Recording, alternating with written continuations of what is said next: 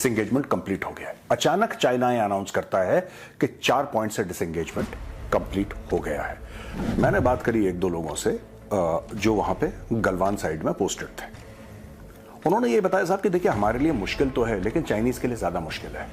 Chinese फौज को आदत नहीं है, सबसे ज्यादा जो हाइट्स होती हैं उसको हम लोग हाई एल्टीट्यूड बोलते हैं। आप बताइए अमेरिकन आर्मी है, चाइनीज आर्मी है, कौन सी ऐसी फौज है जो उस लेवल पे इतने लंबे समय तक डिप्लॉयड है, राइट? और चाइना हम लोग गलवान के बाद से रादर ज्यादा हो गया है, लेकिन गलवान के पहले से भी फेस ऑफ था। और ये पूरे इस एरिया लद्दाख में ये फेस ऑफ है। Not only Ladakh, by the way Ladakh में ज्यादा है, लेकिन जो लाइन ऑफ एक्चुअल कंट्रोल है तकरीबन 3,500 किलोमीटर लंबी, पूरी की पूरी 3,500 किलोमीटर में आईबॉल टू आईबॉल चल रहा है चाइना के साथ। अब एक खबर आई है कि 12 तारीख को वांग यी से मिलते हैं भारत के एनएसए अजीत डोवाल साहब। देखिए मैं कुछ अपनी तरफ से नहीं कह रहा हूं, जो हुआ है मैं वो आपको बता रहा हूं। ये मेरी तरफ से कोई आप मत समझिएगा कि मैं आपको कुछ बताने की कोशिश कर रहा हूं। मैं आपको सिर्फ टाइमलाइन बता रहा हूं, राइट? 12 तारीख को डोवाल साहब मिलते हैं वांग यी से। 12 तारीख को वांग यी से मिलते हैं और बोलते हैं कि हमें सीरियसली देखना चाहिए कि किस तरीके से हम लोग डिसएंगेज कर सकते हैं। किसी का फायदा नहीं है, आप वहां खड़े हैं, हम यहां खड़े हैं।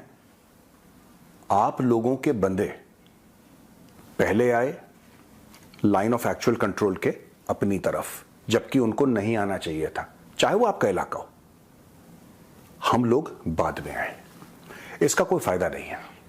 डोवाल साहब ने कोई बताई होगी, कोई स्टोरी समझाई होगी, हमें तो नहीं पता क्या बात हुई है, because is the national security adviser. उनकी 99% चीजें खुफिया रहती हैं, सीक्रेट रहती हैं यार, हमें तो नहीं पता लगती हैं, मीडिया में भी नहीं आती हैं। बाय द वे मीडिया वाले खुद ही खुद कोई स्टोरी बनाते रहते हैं, उनकी तरफ से बयानात बहुत ना के बराबर आते हैं, और ऐसा होना भी चाहिए। एनीवे, कल यानी कि 13 सितंबर को चाइना ने अनाउंस कर दिया कि 4 पॉइंट से हम लोग पीछे हट गए हैं, डिसएंगेजमेंट कंप्लीट हो गया है। अचानक चाइना यह अनाउंस करता है कि 4 पॉइंट से डिसएंगेजमेंट कंप्लीट हो गया है।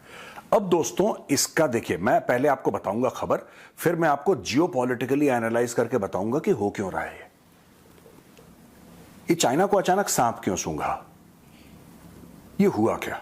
ठीक है, देखिए national security adviser Ajit Doval और चाइना के फॉरेन मिनिस्टर वांग यी 12 सितंबर को बात करते हैं सेंट पीटर्सबर्ग रशिया में, on the sidelines of the BRICS summit. आपको पता है ब्रिक्स चल रहा है सेंट पीटर्सबर्ग, वहां पे ये लोग बात करते हैं और बॉर्डर कंसल्टेशंस जो हुए हैं उसका जायजा लेते हैं।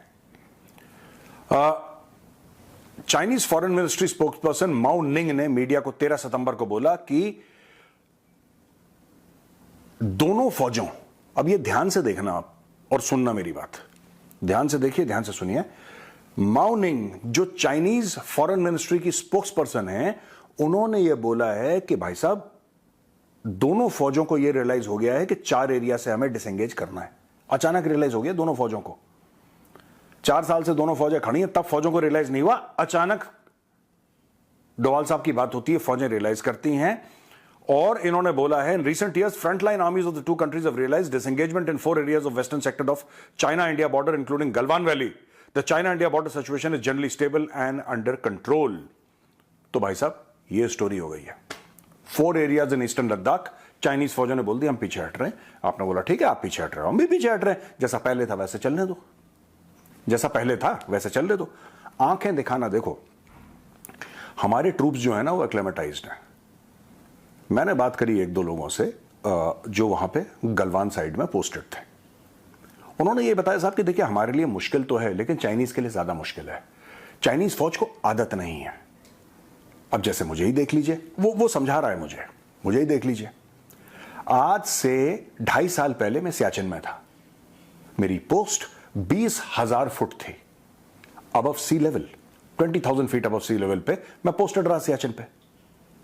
अगर मैं सियाचिन पे रह सकता हूं तो गलवान मेरे लिए कुछ भी नहीं है, गलवान तो नीचे है ना। और तो किसी का ये कहना कि साहब इंडियन आर्मी एडजस्ट नहीं कर पाएगी, ये नहीं कर, हम तो वहां पे हैं यार, कब से हैं सियाचिन पे, 1984 से हैं, 84 से हम लोग सियाचिन पे। और उसके बाद कितनी कितनी और चीजें हो गई यार, कितनी कितनी और चीजें हो गई हैं। भारत की जो फौज है, कोई ऐसी दुनिया में फौज नहीं है दोस्तों। मैं एक चैलेंज करता हूं, खुला चैलेंज है, कोई भी एक ऐसी आर्मी का आप नाम बताइए जो कि हाई ऑल्टीट्यूड में, हाई ऑल्टीट्यूड हम लोग बोलते हैं साहब 9000 फीट अबव सी लेवल के बाद वाली जो हाइट्स होती हैं, उसकी ऊंची हाइट्स होती हैं, उससे मोर देन 9000 फीट से ज्यादा जो हाइट्स होती हैं उसको हम लोग हाई ऑल्टीट्यूड बोलते हैं। आप बताइए, अमेरिकन आर्मी है, चाइनीज आर्मी है, कौन सी ऐसी फौज है जो उस लेवल पे इतने लंबे समय तक डिप्लॉयड है? We have been deployed for ever यार, हम तो आजादी के बाद से डिप्लॉयड हैं हाई एल्टीट्यूड एरियाज पे। हमारी आदत है, हमारे यहां तो हाई एल्टीट्यूड का रिबन मिलता है। आप हाई एल्टीट्यूड पर डिप्लॉय हो जाइए, आपको रिबन मिल जाएगा। मतलब हम लगाते हैं कि हम लोग हाई एल्टीट्यूड पर सर्व करा है हमने। तो there are people in the Indian army, कोई इंडियन आर्मी वाला ऐसा बंदा नहीं है जिसकी 20-25 साल की नौकरी है और 3-4 बार हाई एल्टी उसने ना काटा हो। हम लोग तो जाते हैं, चाइनीज को आदत नहीं है। तो अब चाइनीज ने बोल दिया कि साहब हम डिसंगेज करेंगे। डोवाल साहब से बातचीत हो गई, फाइनल हो गया 4 जगह से, उन 4 में शामिल गलवान भी है। गलवान में इसलिए नाम बार बार ले रहा हूं क्योंकि आप सब लोग गलवान को जानते हैं अच्छी तरीके से, राइट। यहां पे डॉक्टर जयशंकर साहब का स्टेटमेंट है कि global centre of security policy के इंडिपेंडेंट थिंक टैंक पे जयशंकर साहब स्टेटमेंट देते हैं 12 सितंबर को। ध्यान दीजिएगा, वहां पे सेंट पीटर्सबर्ग में डोवाल साहब मिल रहे हैं 12 सितंबर को। वो चाइनीज फॉरेन मिनिस्टर वांग यी को चाबी दे रहे हैं वहां पे, और यहां पे जेनेवा में डॉक्टर जयशंकर हैं। और डॉक्टर जयशंकर साहब यहां पे एक थिंक टैंक में बोल रहे हैं कि the minister further said that the bigger issue has been the increasing militarisation of the frontier. Negotiations are going on. We have made some progress. I would say roughly you can say about 75% of disengagement problems are sorted out. We will have some things to do. We still have some things to do.